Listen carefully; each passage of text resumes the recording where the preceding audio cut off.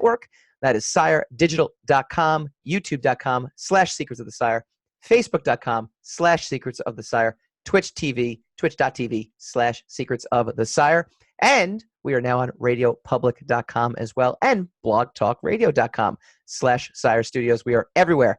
Tonight's episode, Men in Black International, MC Lars and Megaran, and we go spinning the racks. As always, I am joined by my co-host extraordinaire, the Lord of the Radio himself, Mr. Hassan Godwin. How you doing, sir? I'm good. It's a little warm today. A little warm today? A little warm today. All right. Well, we'll try to... The weather's all over the place. The weather's kind of crazy. We will cool it down by talking about the Summer of Sequels, which has hit another snag. Men in Black International kind of goes Dark Phoenix and bombs, but we'll discuss whether it was as bad as people say.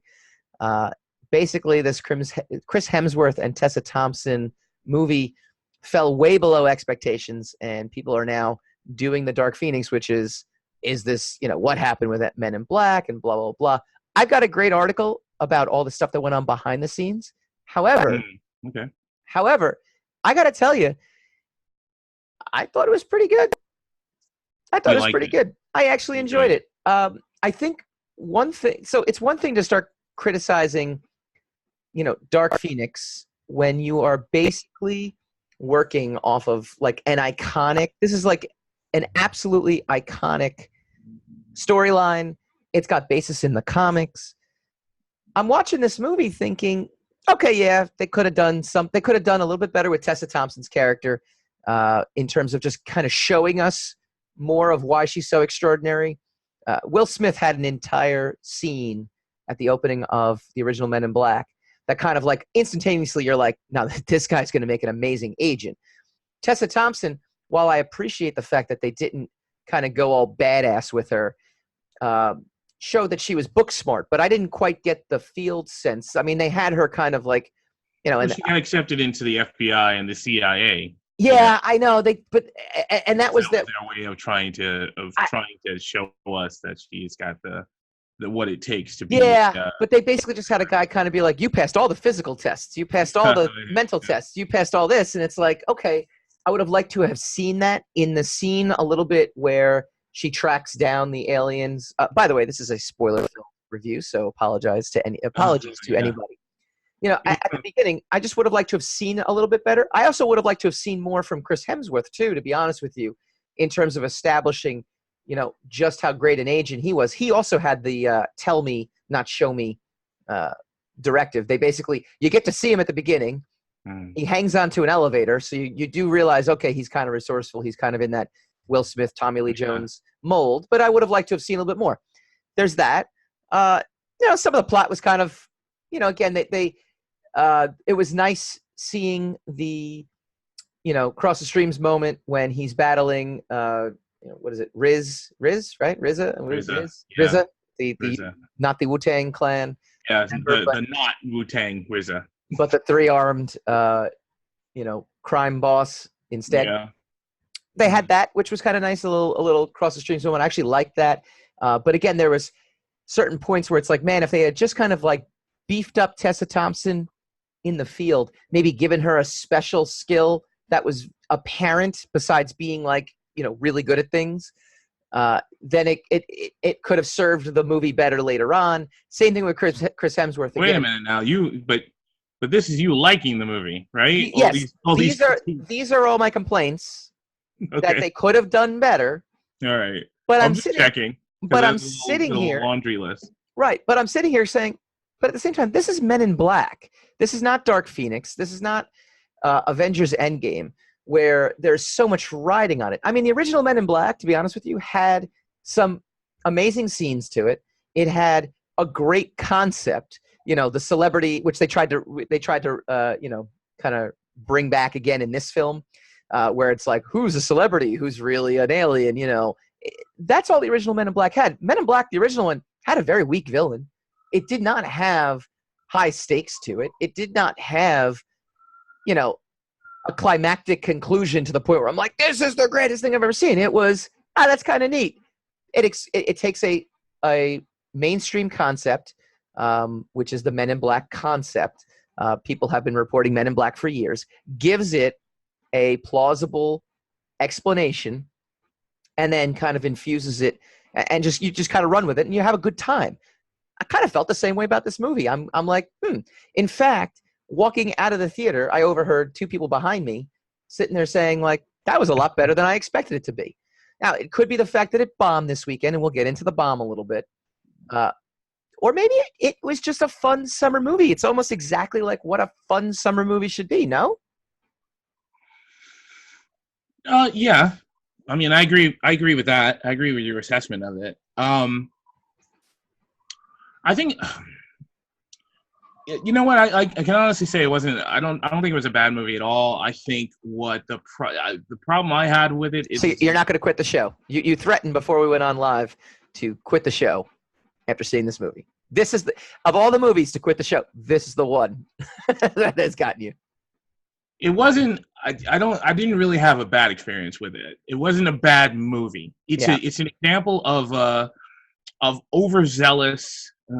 How did I describe it? I really have to write these things down. I really do. I really have to take this whole show seriously. It's an example of overzealous. You have to put the work in. Yeah, I do. Produce a quality product. I understand. It's overzealous painting by numbers. Mm-hmm. It's exactly a technically perfect, perfectly constructed movie. Yeah. Sequentially. Yeah.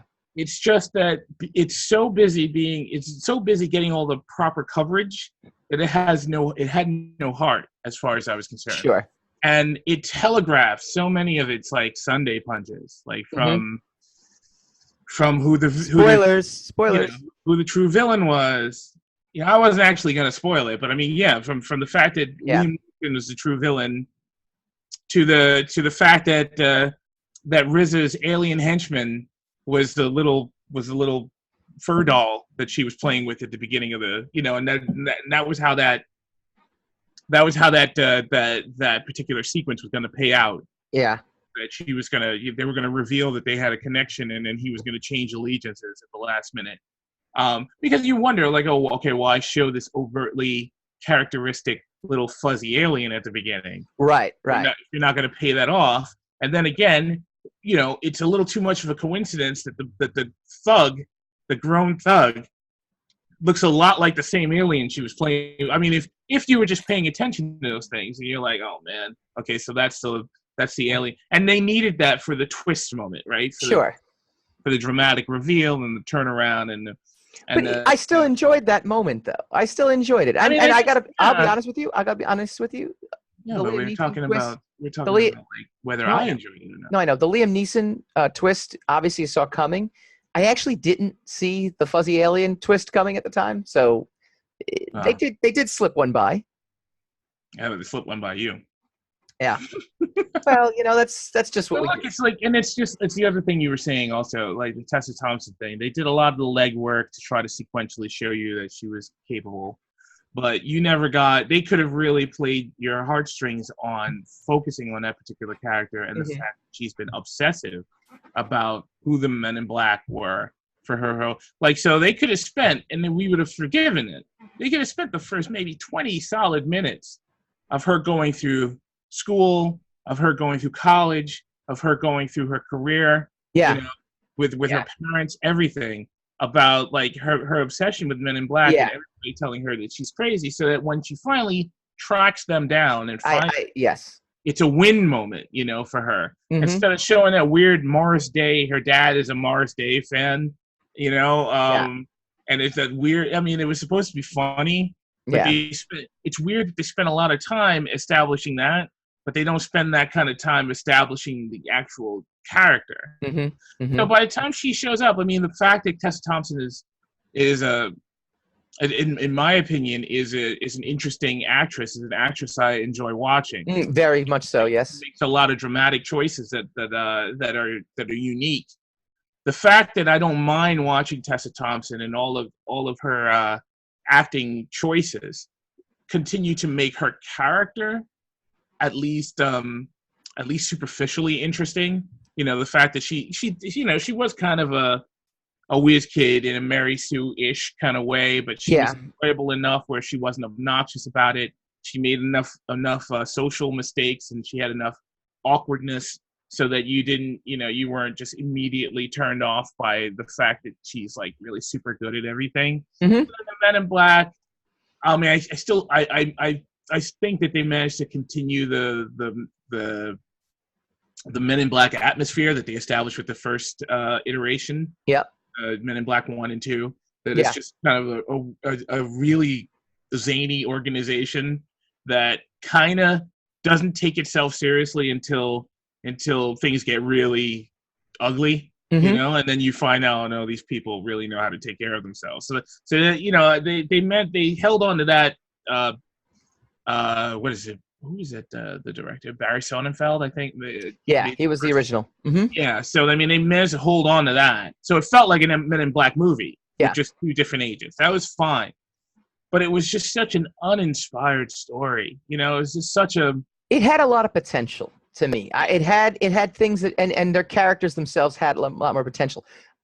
I actually was hoping they were going to go the route that Chris Hemsworth was actually possessed by the Hive and could somehow separate himself at the end, because I actually thought that would have been pretty bold, because that one alien guy is like, he's changed, he's different. I'm like, oh, that's interesting. Yeah, maybe he was possessed too.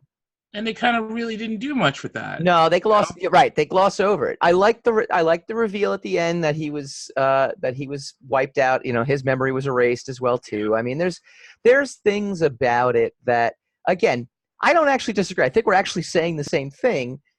But when you sit there and say, like, Men in Black bombed and they got this franchise wrong, I'm sitting there going, Men in Black was never a franchise that had a lot of gravity to it to begin with. No. It didn't have a lot of weight. They all opened at about 50 million, so I mean, or a little within the mid right.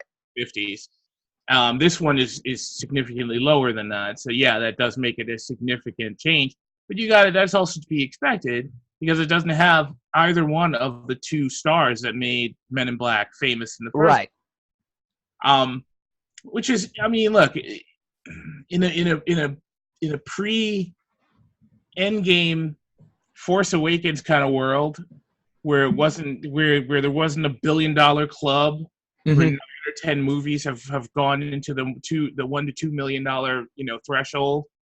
This would be a perfectly decent opening for a normal movie. Yeah. Especially what is this? Fourth one. Fourth? Is it fourth or fifth? And that's the fourth one. The fourth one. It's the fourth iteration in a franchise which was sinking by the third one. Yeah. Basically. It was. Yeah. It showed us it was running out of ways to keep the idea fresh. Yeah. And honestly, I didn't really care for Men in Black 2. I didn't really get. No, Men in Black 2 was Lowell Cunningham, the creator's attempt to make some sort of money. He got such a bad deal on the original option, basically because his comic book, for the history of the comic book itself, it was 3 issues published by a no-name company back in like 1987. Yeah, Malibu, right? Wasn't it Malibu Comics? Oh, it wasn't Malibu? Then it wasn't a no-name company, but yeah, it was a very...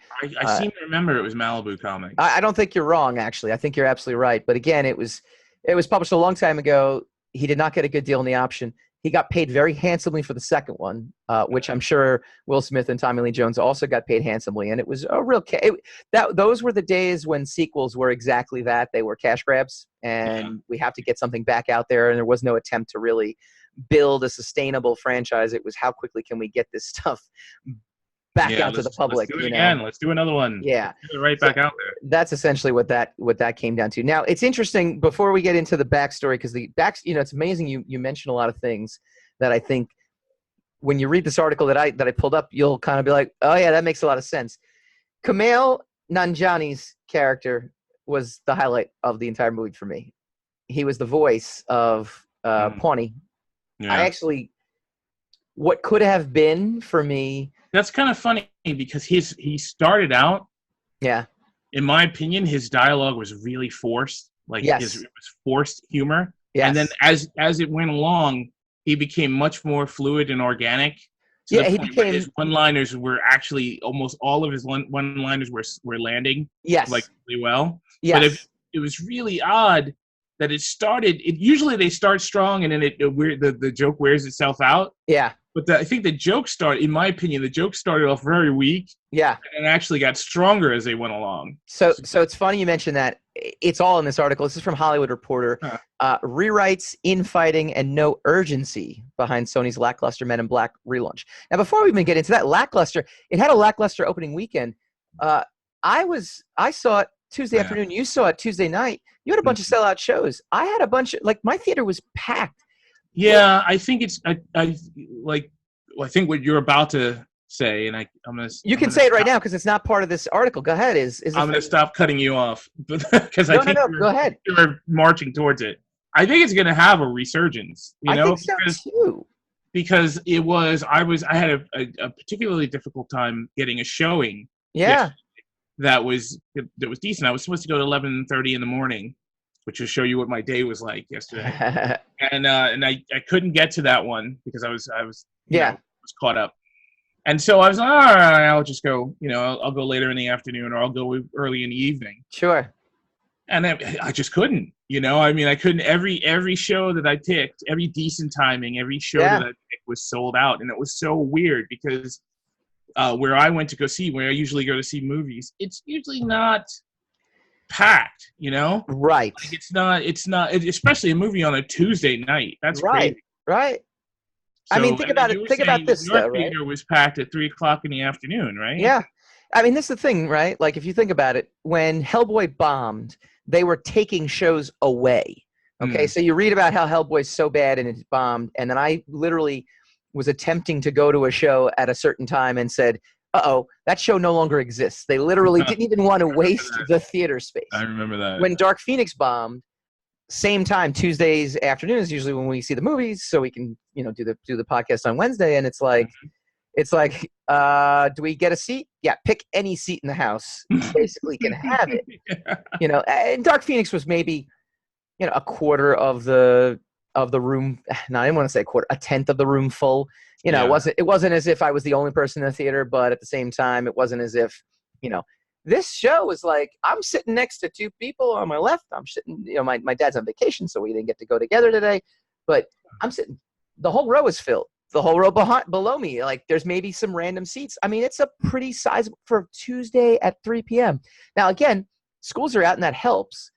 Yeah. But at 3 in the afternoon on a Tuesday, who thinks people who go to movies at 3 or 4 or early in the afternoon on a Tuesday or a Wednesday are people who want to avoid crowds. Right. Right. That is not an optimal moment for a social gathering to go see a movie, No. So those are the solitary introvert types who want to just kind of go. They want to kind of get the theater experience, but they want to do it with human interaction. And so the fact that even last night, I saw the movie at 9 o'clock last night on a Tuesday night. Mm-hmm. Now it's more, there's a night atmosphere, there's a night life around there. But for a Tuesday night at 9 o'clock, there were a lot of people there, Right. And I think it was the Father's Day weekend that slowed a lot of the progress down, Yeah, it could be. So, the article says lackluster relaunch. Very curious to find out what happens in the box office this weekend. I really do, because it doesn't have much competition, and maybe it does better. But anyway, director F. Gary Gray. Right? You're about to tell us about. Yeah, nearly exited as producer Walter Parks attempted to remake the script on the fly while the studio tried to limit its own financial exposure. In 2016, Sony Pictures top executives, including Tom Rothman, face a dilemma. Should they greenlight a Men in Black reboot or pursue a Men in Black crossover with 21 Jump Street? The stakes were high. A misstep could kill two franchises. Initially, Sony had tried to make deals for the crossover route.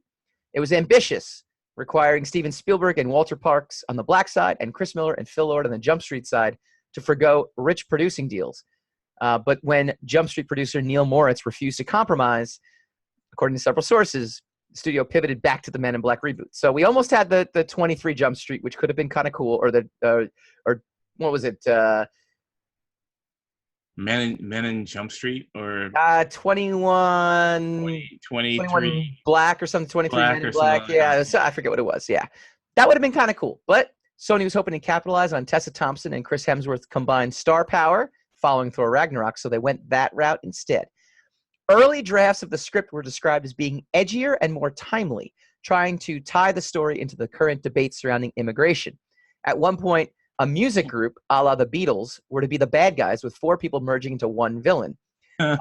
Multiple sources described Parks, this is the producer, who had final cut in the film, as having a heavy hand in overseeing rewrites, not only during the pre-production process, but during production as well.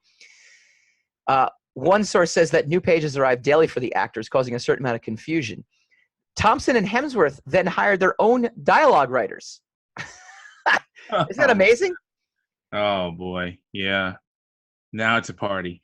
2 sources say that Parks... Now all these chefs show up to this really small kitchen. Yeah. You know, and they have this... They all the only thing they have to do is make oatmeal.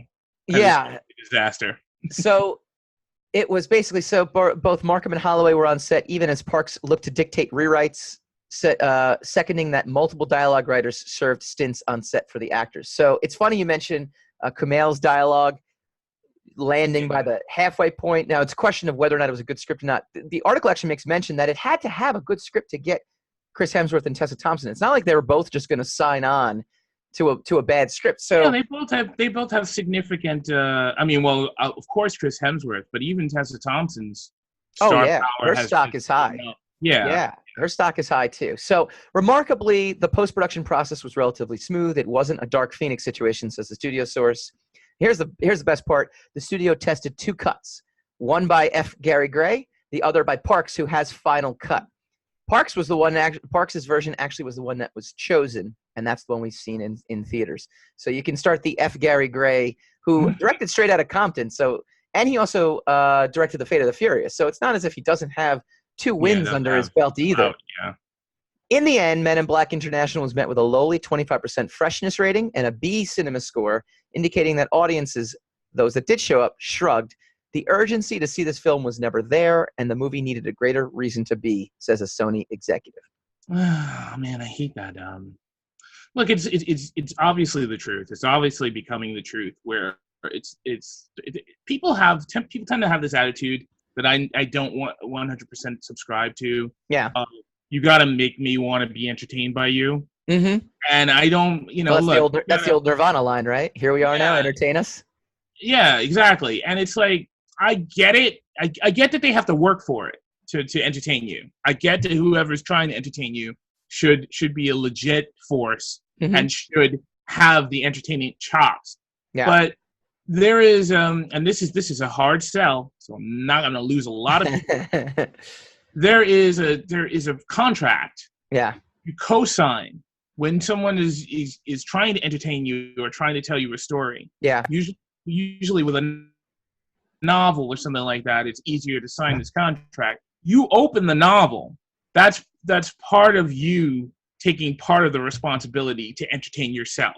With movies and television is probably harder because there is more of a proactivity to going to see a movie, to getting off your butt and going someplace and paying your money to sit down in the dark theater and watch a movie. Mm-hmm. You got to take some of the responsibility for being interested. Right. Not like, well, they didn't make me interested in this.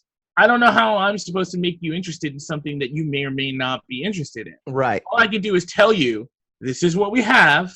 This is, and throw the bells and whistles on it, and then hope that you show up. Mm-hmm. But if it's like, well, they didn't make me interested in it.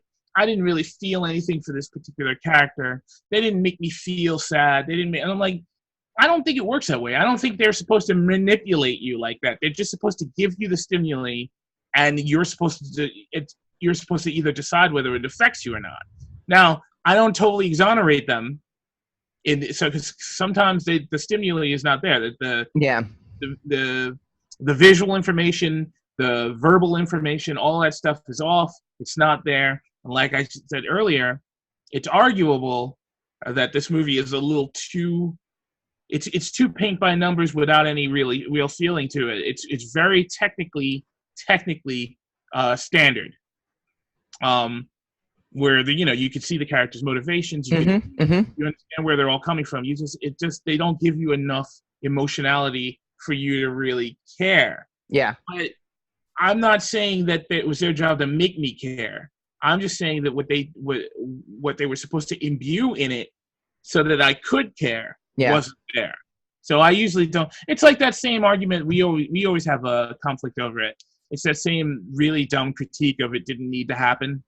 Well, it's funny you mentioned that, though. Have to happen. It's like, nothing really has that. No movie has that. You don't have to open your window when you wake up in the morning. I mean, nothing actually has to happen. There is a great article I also found about this, and they open up the article, and this is also from Hollywood Reporter. There's a repeated sentiment in a number of reviews for Men in Black International that express no one asked for this movie or no one needed this movie. It's a line used more frequently over the past few years of sequels. It strikes me, as the author, as odd because it could be attributed to any movie, even the ones that are critical darlings. We ask for Weaver to return as Ripley. We ask for Hamill to return as Luke, even when their stories have ended and new characters have been moved to the forefront.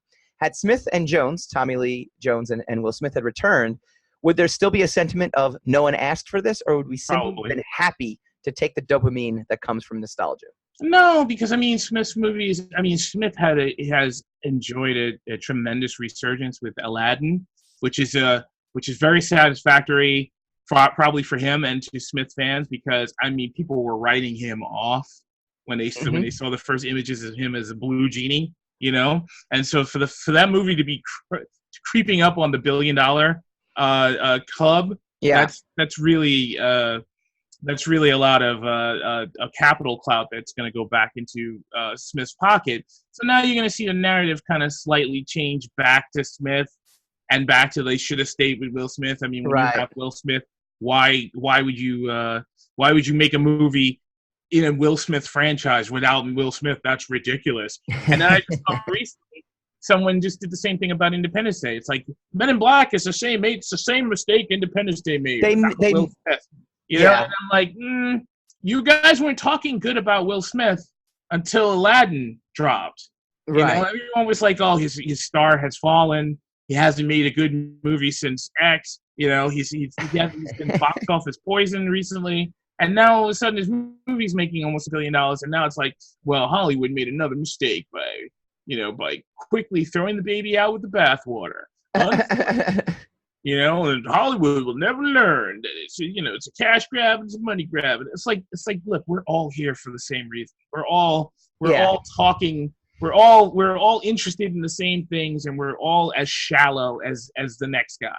Yeah. So we're not talking about Will Smith as a superpower until he becomes a superpower again. So stop acting like you had some kind of prescient foresight into why this movie didn't do well. I think if this movie came out and Aladdin never happened, and this movie came out and Will Smith was in it, and it did the same business, they'd be saying the franchise should have rebooted itself, right? If Aladdin came out and it was a huge hit, and then this movie came out and Will Smith was in it and it bombed, they'd be accusing this movie of stalling his return to form, which is another, just like M. Night Shyamalan with Glass. Right. After Split, everyone was like, Shyamalan is back. We have him back. Everybody stand back. Don't spook him. Don't crowd him. Back to being a genius. And then Glass comes out and it's a little lackluster. And I actually like Glass. And it's a little lackluster, and it doesn't ascend to Marvel Cinematic Universe heights. And now they're like, we thought he was on his way back, but obviously he hasn't learned anything. So back out to pasture with him. It's the same thing. It's ridiculous. If this Men in Black has never been, for me personally, has never been a superpower franchise. I remember seeing the very first one, what was it, 20 years ago, 1997, 98, something like that. I remember seeing the very first one, and the Super Bowl trailer shows the scene where they shoot Vincent D'Onofrio's plane out of his gun. That's the money shot of the movie. Is in the trailer. Yeah. So when you went to, and I remember all of my friends, all of us cinematic experts at the time, when we went to see the movie, and it was like, oh my God, they put the money shot in the actual film, of the entire film. They put it in the trailer. So I didn't have anything that was enticing. There were no shocking moments. There was no super twist to it. This movie was lackluster, and it wasn't until I saw it later on home video that I watched, and I'm like, no, really, I really appreciate the quirkiness of this, because we went there thinking it was going to be like it was going to be like the Fifth Element. It was going to be some kind of visual tour de force extravaganza. Right. And it really just wasn't. It was just a quirky comedy with a lot of special effects in it. Right. So I mean, the franchise has never really. It's always been a little schizophrenic and hard to place. And really what it is just it's a comedy with some sci-fi elements to it. Exactly. So I don't know why people keep judging it as a blockbuster, as in this blockbuster category, and it never really has been. One random thought that I had, though, and I was curious about this. This is coming from me, so yes, even you, David S. Rosenberg, Rosie, can question me on my inconsistency here. I was curious why there wasn't more women in the Men in Black, because it had already actually been established. Oh, you gotta know you to know why that question is funny. But no, I was actually curious because they'd established. I'm just a big fan of consistency. They'd actually already established with Lauren Fiorentino. Yeah, Linda Fiorentino's character that women were. It's not a Men in Black thing. It might have been when it first started in the 50s. Because men were in positions of power, but in the 90s, that had already they had broken that barrier. I actually expected to see more. I like the jokes about, men and women in black. That's cute. There's nothing wrong with that. I was a little curious about that. One final question for you, Hassan, before we get to our awesome, amazing guest, MC Lars and Megaran. Certainly. Should they have rebooted? Not rebooted. Should they have relaunched with the Thompson Hemsworth, or should they have been bold and done the crossover? Look, I don't think that crossover has never really inspired any kind of interest out of me whatsoever. I like the 21 Jump Street. I like the first one. Yeah. It was funny. Yeah. The second one I thought was pushing it a little bit, in my opinion. And like I said, Men in Black has always been a questionable franchise, so I didn't see how mixing these two kind of lukewarm franchises together was to inspire anything super crazy, and it would not have worked unless you mixed it with. It had to be Tommy Lee Jones and Will Smith with what's his name, Channing Tatum and Jonah Hill. Jonah Hill. Yeah. Thank you. It would have had to be them for it to have any kind of chance of being interesting or groundbreaking or innovative in any way. And it would have been probably super difficult to get Tommy Lee Jones to be down for that, because he was already bailing by Men in Black 3, And like I said again, Will Smith was box office poison until just now. So, I don't see how they would have been able to pull it together. So no, I think this is fine. It was uninspired for me. It's not a bad movie. It's again like Dark Phoenix. I enjoyed Dark Phoenix more than I enjoyed this movie. But I enjoyed this more than Dark Phoenix for sure. I actually hope, and we'll close it on this. I actually hope we see Thompson and Hemsworth's characters back again in Men in Black with a stronger script. A stronger script. Give them something else to do other than save the world from some mysteriously small object that turns out to be a big object. Yeah. In a small package. That is literally it is literally the regurgitated plot line of all 4 movies. Yes. And they need to stop it, And the car that transforms into something. There's some cute ideas with the railroad system that connects the continents, and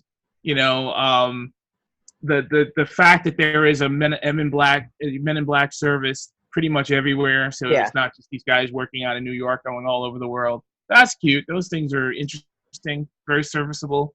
But you had the galaxy in the first one around the little cat's collar. Yeah. I forgot what the second one was. I think it was Rosario Dawson was the queen or something. So the very a preeminent force was in this little small human body. The third one was time travel, and this one is like a weapon. It looks like it's. It was so uninspired because at least the galaxy was interesting in the concept of physics. Yeah. And this one was almost the same thing. They had a star. The weapon has an actual dwarf star in the weapon. Right. Okay, guys. Yeah, do something with the franchise. Bring it to another level, or stop. I'd be down to see them again. When we come back, we welcome Nerdcore hip-hop artists MC Lars and Mega Ran on to talk about their new Kickstarter-funded LP, the Dewey Decibel System, opening for Snoop Dogg, and their Comic-Con connection when we come back. Do you like comic books and movies like The Avengers? How about TV or pop culture like Game of Thrones or Star Wars? Then you've come to the right place. Hi, I'm Michael Dolce, host of the Secrets of the Sire podcast. Joined every week by my co-host Hassan, Lord of the Radio Godwin, we bring you the inside scoop on the pop culture universe you love to talk about. And you never know who will drop by to chat. To date, we've welcomed actors Kevin Bacon, Paul Reiser, True Blood's Christina Anapow, and Buffy's Nicholas Brendan to the show. We've been privileged to interview rockers Chris Cornell, Macy Gray, Billy Corgan, and more. And we've even had Jackie the Joke Man himself from Howard Stern in studio to share some laughs. So join us every Wednesday night, 8 p.m. Eastern, right here on youtube.com/Secrets of the Sire for brand new episodes. Take a moment, subscribe to our channel, and be on the lookout for some major new announcements coming soon. For more info, log on to secretsofthesire.com.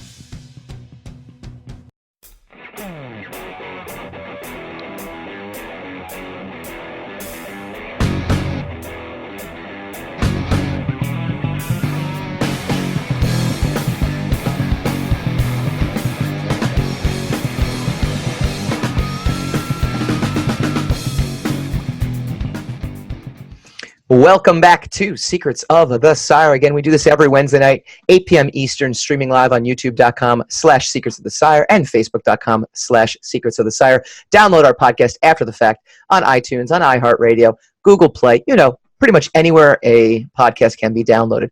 I am happy to welcome a very crowded room of talented individuals, minus Hassan and I. We have MC Lars and Mega Ran. The two of them have joined forces on a brand new LP, and we are excited to talk to them about the Dewey Decibel System, which is an awesome, awesome title just in general. And gentlemen, how you doing? We're doing well. Thanks for having us. Very well, thank you. It's a great day. All right, that's what we like to hear. All right, so talk to us first and foremost about how you guys kind of came together, and talk to us about the Dewey Decibel System LP, which went through entirely funded by Kickstarter. Do you want to go first, Mega Ran? Sure. Yeah, so Lars and I have collaborated a long time. We met probably 10 years ago at a ComicCon show. Lars is famous for lit hop, which is literature, hip hop. And what I do is what I call chiptune hip hop or chip hop, where we combine video game sounds and topics with hip hop sounds. So I thought what he was doing was really amazing and also something I hadn't heard done. And we both love books. We're both English majors, and we both talked about collaborating. And throughout the years, we had done 1 or 2 songs maybe every year. And then I think from more and more touring and just being in close proximity, one day we got the idea to join forces and create a full literature hip hop album based on classics, based on new books, based on comics, short stories, graphic novels, poems, anything that we enjoyed reading and we thought would make good rap songs out of it. So that was it. MC Lars? Yeah, and we toured together so much that we thought, since we're always on the road together, it would be fun to have songs to perform together. We kind of organically had written a bunch of stuff. We did an EP a few years ago of like all this stuff we worked on, and then we were like, oh, well, let's do this project. And so we wrote about 20 songs and picked our favorite 14, and Mega Ran came to Brooklyn and we recorded in the studio for a week before we went on tour. And our Kickstarter fans really came through, so that was awesome. You guys mentioned meeting at Comic-Cons. Talk to us about the Comic-Con experience for you guys. This is a world, obviously, Hassan and I are very versed in, being writers and artists ourselves, and I do about 5-6 shows a year myself. How did you guys start with Comic-Cons? which Comic-Cons exactly, because I'm very curious as to which ones you went to that had like the live music, and just your overall experience. And you guys can trade off as to who wants to go first. Yeah, I'll go first, Mega Ran. Okay. So we met at San Diego Comic-Con. We did an after party. Mm-hmm. The first time I played was when G4 did their ad campaign with the Nerdcore guys. So they had an after party that was like connected to it. And then the next year I was like, oh, we should do our own. And so Mega Ran was there. So we teamed up and did the show. The only one I've been to, honestly, is the San Diego one. But I know, Mega Ran, you've been to quite a few, right? Yeah, I get to Comic-Cons a lot. I'm actually in New York for Brooklyn Comic-Con, which was this past weekend. And that was a lot of fun. I started off with San Diego as well. To me, I mean, that was the Comic-Con. And just from reading comic books and hearing about it, I was invited as a guest of Capcom because I did a bunch of video game based songs about Mega Man. And at that time, they were putting out a new Mega Man game. And they were like, well, your album's getting kind of viral online. Would you like to come to Comic-Con and maybe sign some autographs and talk to people? And I said, absolutely. So that was the first one. And then from there, Comic-Con started popping up everywhere. So there's Phoenix Comic-Con, there's Brooklyn, there's New York, there's Boston, everywhere. So just wind up, probably now I play about 5 or 6 a year of Comic-Cons, but then there's anime cons and then collectible conventions and wrestling conventions. And I found a great little space within the convention community, which is real cool. If you wanted to, you could literally go to a Comic-Con every weekend. Yes, and you could attend. You could attend and or exhibit at a Comic-Con at pretty much across the country. It's crazy. Talk to us about the album now, the Dewey Decibel System. You mentioned it briefly about kind of joining rap and literature together. What are your standout tracks on this record? What's your favorite? Man, I love so many of them, honestly. But I got to say, Gulliver's Travels, really fun one. Jill Sobule sings an awesome hook on there. Our friend Storyville raps on it as a guest. 1984, we have a video for that out right now. That one's one of my favorites. Ozymandias. I think my favorites are the ones where we're able to take some, of course, portions of the classic literature, but also make them apply to current day, whether political or just anything that's going on currently. So you can fit it into a classic work. And I think that's the making of a classic, is when something is just evergreen. It's always new and it's always current. So we were able to make really easy, seamless transitions between, the story in the book to the story and how it would apply in real life. So those are probably my favorites. And I like doing literary songs because so much of hip hop is concerned with what's current and what's trending and what's popular and what's ephemeral. And when you can pick like a timeless work and turn it into a song, I have songs I have a Edgar Allan Poe song that's 16 years old that I still play and it gets a great reaction. So it's fun because you can reinterpret these old songs and make them timeless. And for us, when we made the record, there were a lot of references that were very 3 years ago. So we've been working on this for years. So as we were finishing the mixing, we fixed a few references to make it more timely. So it's fun to do because it gets people who don't necessarily listen to a lot of rap, but into rap, and then it gets people who like rap but maybe aren't aware of some of these authors into reading. So it kind of brings everything together. Like Endgame. Hey! Oh, I see what you did there. Very nice. All right. And you can grab novels like The Watchmen. Shout out to Juan and Diego who did the art. Well, I actually wanted to talk to you about that. It's a very good segue. We're a big fan of segues in this show. You mentioned Ozymandias. Go into detail about, so for a comic book reader, what are they experiencing when they listen to that song? Are they listening to it from Ozymandias' point of view? Is it from Watchmen point of view? How did you actually write the lyrics and kind of go into it for that comic book reader to have that experience maybe? Well, what we did for Watchmen was we invited some of our favorite rappers from all over, that we've worked with in the past. So there's an amazing guest group.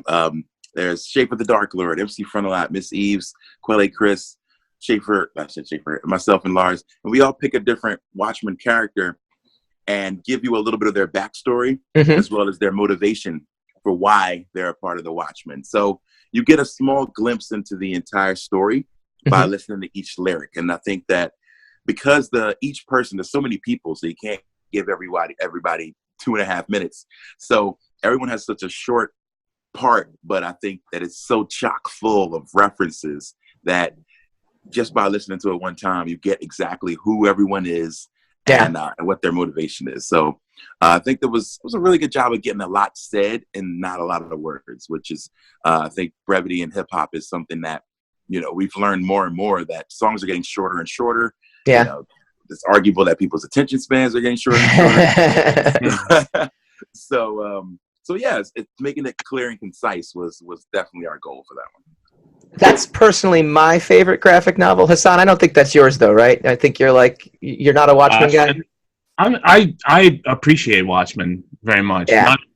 It's not The Dark Knight Returns, which is not fun. Okay. But The Watchmen is definitely and it's a seminal work in our industry. Yeah. So, I mean, there's no getting around it. It's fantastic. I like it better than the movie. Well, yeah. What is your guys' take on the upcoming Watchmen series? Have you guys seen anything? They're advertising it now on HBO, and it's going to be, I guess, kind of hopefully their next Game of Thrones, I think. Yeah, no. Well, we were talking on tour about how HBO has some of the best series of all time. They don't make anything that's really bad. So I'm really looking forward to it. I just saw a quick trailer. It didn't really give me a lot of information, which I think is good. I don't want to know too much. Yeah. I'm not sure if it's a prequel. I think that getting into the before stuff, I think will be really, really interesting. Yeah. And I think they're going to nail it. Honestly, I have nothing but high hopes for it. I like it. I like the confidence. That's good stuff. That was a lot of optimism. It's wild that the movie's over 10 years old. I remember when it was. Stop. Don't please. You don't need to talk about the passage of time, really. Because I saw that on premiere night, So, yeah, that was a long time ago. What do you guys think was wrong with the movie? See, people seem to hate it. I personally thought it was not horrible. What do you guys think? Where did it miss the mark? Just to speak before, because I know Mike's got a lot of information on this one. I don't hate the movie at all. Yeah. I actually enjoyed it, and I'm one of the few, even though I'm in the comic book industry, I'm one of the few people who saw the movie before I read the book. Oh wow! I'm one of blasphemy. Those. That's it. You're fired. Yeah, I know. This is my last broadcast, but I enjoyed the movie. I think it's a really powerful movie. Just after I read the comic book, I realized how much the movie kind of missed or left out. Mm-hmm. And also, it was a really slick, product of the Dark Knight, of contemporary comic book movies of the time, and really the story wasn't about being slick and hip, and you got the owl, he looked like Batman. I know that was the purpose, but everybody's all decked out, everybody's doing superhero moves, everybody before I had read the comic, the movie gave me the impression they all had superpowers. It wasn't that they were all dressed up in costumes. Mm-hmm. So there was a lot of things that were totally off for me about the movie. I enjoy it, but I enjoy the comic book way better. Yeah, I didn't think it was horrible. The main problem for me is that it actually tried to adapt the comic book too faithfully, which is an amazing thing to be wrong with a movie, because most times you sit there and go, well, that didn't happen in the comic. They used, and it's great we got you both on, they used the exact music in every scene, shot for shot, that Alan Moore, wrote in his comic.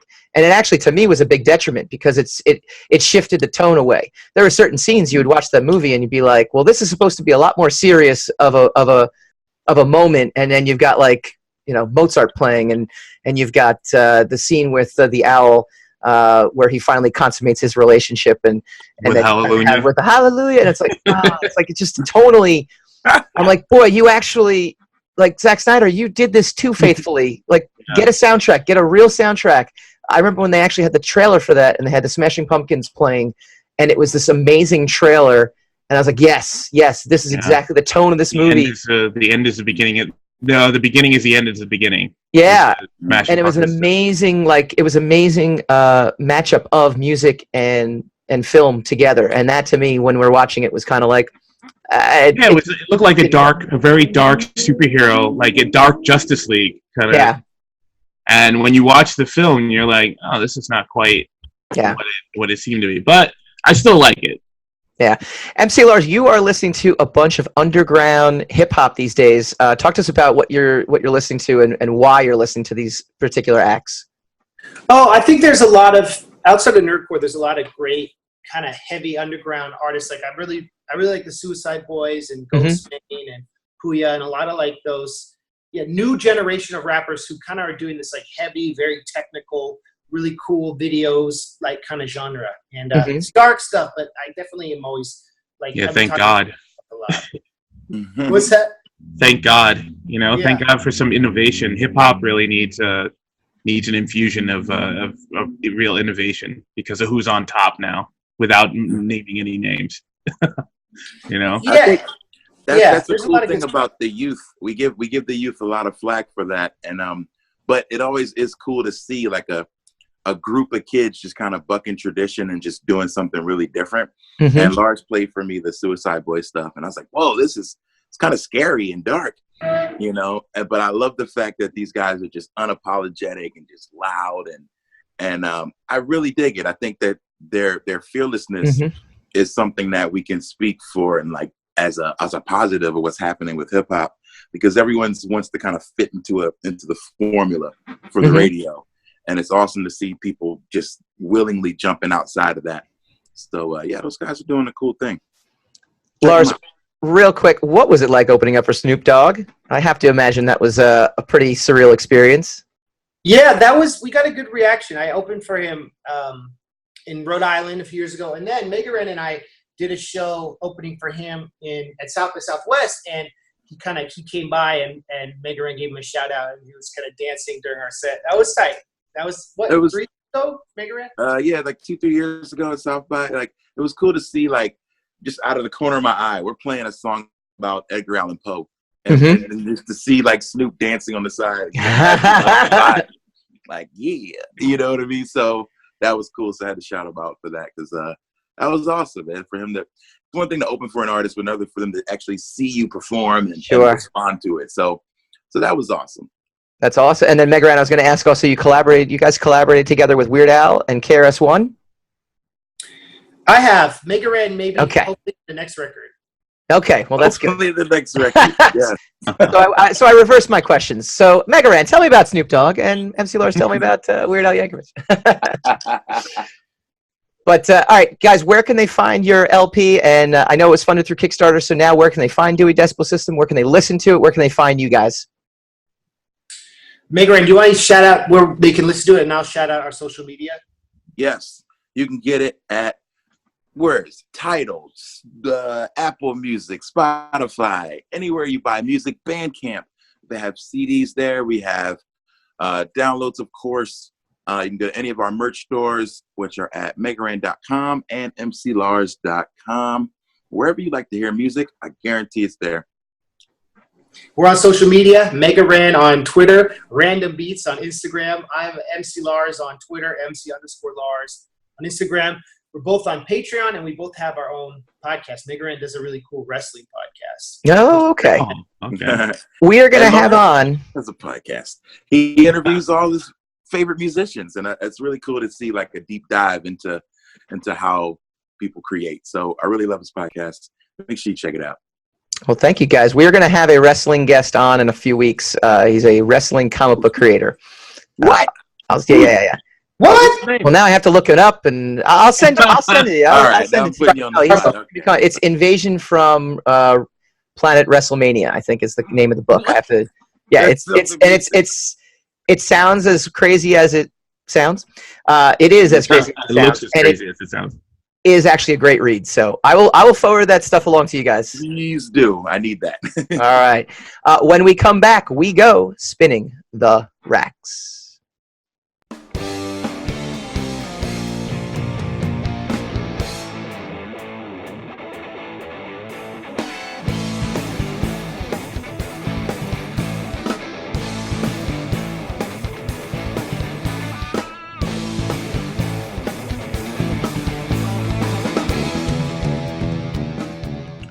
Welcome back to Secrets of the Sire. Secrets of the Sire is brought to you by all of our beloved patrons, new fan Craig Caruso, Einar Peterson, Matt Beyer, Ashley Haikai, and Omar Morales, our program director, Stephanie Dolce, and as always, our Uber fan, Christina Dolce. I want to thank our awesome guests, MC Lars and Megaran. Go check out their new LP. It is the Dewey Decibel System. You can get it at all the places Megaran talked about. And just really awesome to have, I don't even call current guests, but just guests that are doing like really cool things like in the moment and at the moment. So very innovative and different stuff. If you did not know, we are the place to be to listen to all of the best acts around. We are just awesome, and you should just check us out. Again, go like us on Facebook. Well, we are. We're just great. Go like us on Facebook. / Secrets of the Sire. You can also like Sire Studios. Twitter is Sire_Studios. Instagram Sire Studios. Patreon is / Secrets of the Sire. SoundCloud / Secrets of the Sire. iHeartRadio, iTunes. Also want to bring you guys attention. We've got some cool things going on with us in the world of us. Again, please subscribe to our channel. That's what we're looking for. Check us out live July 2nd in the Chelsea district in New York City. We are being interviewed by Ramon Gill. He is the creator of Sci-Fi's, which is really awesome. But we are the featured guest July 2nd, 2019, talking about comics, movies, TV, and pop culture, talking about what we do here, what we do as comic book creators as well, too. It should be awesome. And then Ramon will be our guest on the July 3rd show. All right, we do this every week. We go spinning the racks. Spin the rack, spin that rack. The Batman villains revealed. Here's who Robert Pattinson will be fighting. Now that Matt Reeves has found his Bruce Wayne in Robert Pattinson, the Batman's rogues gallery of villains has been turned to his attention. According to Collider, the Penguin and Catwoman, who were previously featured in Tim Burton's Batman Returns, respectively, and then Anne Hathaway returned again, the character again, will be the main villains. Reeves won't begin casting Batman's rogues gallery until Pattinson closes his deal, which is believed to be imminent. This despite the fact that, to the best of my knowledge, the Twilight Star hasn't even read the script yet, because it isn't still quite finished. But surely Reeves shared his plans with Pattinson when the two met, and it's safe to assume he already has actors in mind to play the villains. The real question is whether Reeves will gender flip the Penguin, or perhaps another antagonist, such as the Riddler, who has also been rumored to make an appearance, though that remains unconfirmed. Hassan, what do you think about this? Penguin Catwoman Part 2? Let's see. What do you got next?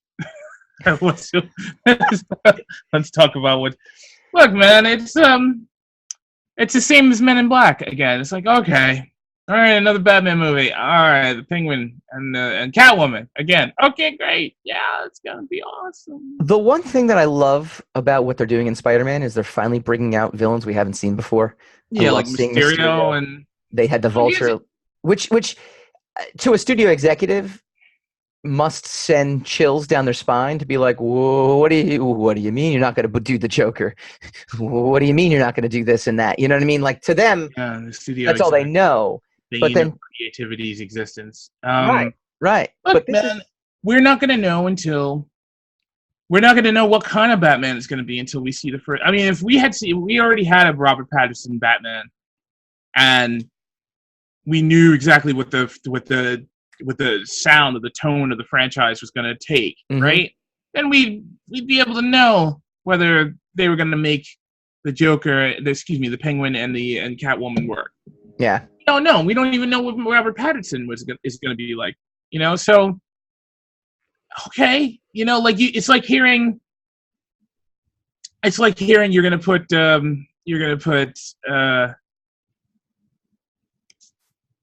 Cheerios and Honey Nut Cheerios together for tomorrow's breakfast. You know, it's like, oh, well, I've been there. You know, oh, we're going to add some milk. Okay, good. So then I'm going to use a spoon and I'm going to eat it. All right, excellent. That's really exciting for tomorrow morning. It's those things where, you know, okay, you know, it sounds. I've heard of these ingredients. I've seen these ingredients used before. I've seen the movies of the product of these ingredients, and the results have varied. Is it a sequel we didn't ask for? Is it a money grab? Whatever, all the other modern trendy critiques. Sure, because it's another movie being made. It's another monster that they're trying to cultivate in some kind of dark alley somewhere. Fine, but I mean, who's gonna have any thoughts on this? Okay. If it was Batman and he was gonna fight Lex Luthor, that'd be interesting, right? That'd be like, all right, they're doing a little bit of villain crossover. But it's Batman fighting two of Batman's bad guys, two of which have just been heavily featured on the Gotham show. So I mean, it's not even like they're dusting these characters off. So yeah, I mean, look. So a couple everybody thought Ben Affleck was a bad idea, and then he turned out to be one of my favorite Batmans. Everybody, I mean, we've gone through this. Everybody thought that Heath Ledger and Michael Keaton. I remember them deciding Michael Keaton. They were like the guy from the guy from that Cemetery movie with Henry Winkler. That's going to be ridiculous. Night Shift. That's stupid. Worked. So we'll see. Couple names being floated around: Josh Gad, Jonah Hill for the Penguin, Melissa McCarthy also being floated around. Apparently, this is my only thing about the gender flopping, or the gender swapping, I should say. You have Catwoman in there. I don't understand why we'd need another Melissa McCarthy's a heck of an actress. She is. You don't know why would you need another woman when you already have a woman as representation of all women? Are you really? No, I'm saying why would you need another woman in there if you already have a character that has been established as a male character? I get it from the sense of you want to be more inclusive, but you already are inclusive. And then you have the really what's inclusive? Bad visual of Batman fighting two women. There's something inherently, the visual, the optic is not good in my mind. The narrative is not good. I don't know. Maybe like we said, we don't know until we see it. I think the argument that there's already enough of such and such, there's already enough white people in the movie. Why do you need another white guy? It's just that loaded I guess so. A topic, I guess typically though, and then genders and races get swapped for inclusiveness. But if you already have it as inclusive, then Then I mean, then you're talking about volume, right? Then you're arguing the concept of volume. We already have enough of such and such said and said. So and I'm actually more concerned though about the optic of Batman fighting two women. Actually, to me, that I'm actually more concerned with than anything else. Plus the fact that you already have a role that's been established as a male character. All right. Well, again. It's another one of these things where all we can do is speculate or hem and haw about our own, about our own proclivities where it comes to this stuff, and we don't really have any information. I mean, Jonah Hill. Why would you put Jonah Hill in a as a supervillain of anything? Well, because he looks like the Penguin. Because he's fat. I didn't say. I didn't say that. I don't know what you're talking about. I'm saying he looks like the Penguin. All right. I'm bailing on this. Keeping the DC train, Sci-Fi developing Lobo spin-off series based on Krypton character. This is from comicsbeat.com. By the way, go check out comicsbeat.com if you can. I signed up for their newsletter recently, and it is awesome. Like, I feel like I'm now more informed about the comic book industry just from getting a weekly newsletter. But anyway, Sci-Fi held the season 2 premiere for the Superman prequel series Krypton. One of the bigger selling points for the new season was that it would introduce the Sarnian mercenary Lobo, as played by Irish actor Emmett J. Scanlon. Apparently, Sci-Fi have much bigger plans for Lobo, as the cable network announced it's developing a Lobo spin-off series for Scanlon's character. Are you watching Krypton? Because I'm not watching Krypton. Are you watching Krypton? I watched some of the first season. I kind of liked what I was seeing, but I mean, again, it was another one of those paint by numbers kind of.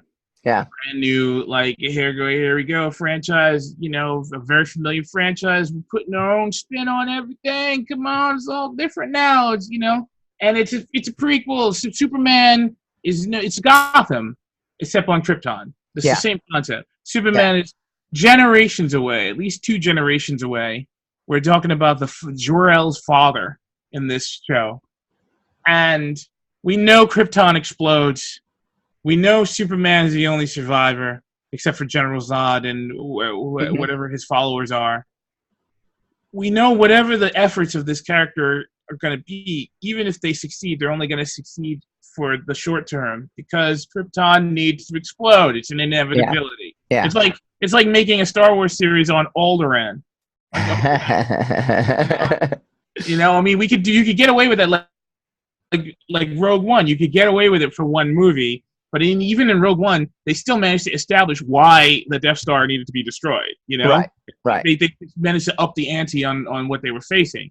So it's a Titanic.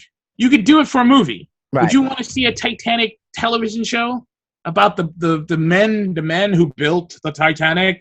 And, you know, the entire season's building up to this maiden voyage. It's going to be amazing. It's going to make everybody rich. It's going to revolutionize cruising. You know, and everybody's sitting there like, no, it's not. No, it's not. No, it's not. You're going to sink. You're going to hit a piece of ice, and the ship's going to go down like a stone. And, you know, Molly Brown's going to be the only one to survive. I mean, we know this. So I don't understand. I know it's fertile. It's a fertile playground, right? Yeah. There's stuff you can do with it. There's avenues you can go down. You could do new visuals. You could do all that other stuff. Yeah, I suppose, but it's just you know, it's just foreplay because everybody's waiting for Superman to show up. You know, even Smallville kind of did that, but at least it had Superman in it. You're just waiting for him the entire 12 years it was on or whatever. Yeah. For him to put the suit on. But I mean, Clark Kent was in the show. He's not even in none of the characters that we know are in Krypton. So it's reliant on them inventing all new characters or showcasing very minor characters like Zod, you know, and talking about how Zod is comes to prominence. And right. I mean, it's interesting, but it's not interesting for me. Speaking of Smallville, in the next couple weeks, we will be welcoming a former Smallville actor on as a guest. Very excited about that. We got the voice of Batman coming up. But next week, we say goodbye to Marvel Netflix as we look at Jessica Jones and count down. Well, I don't know if we're going to count down anything. We're just going to look at Marvel Netflix, and maybe we will. We'll count down the best of the best from the Marvel Netflix universe. See y'all next week.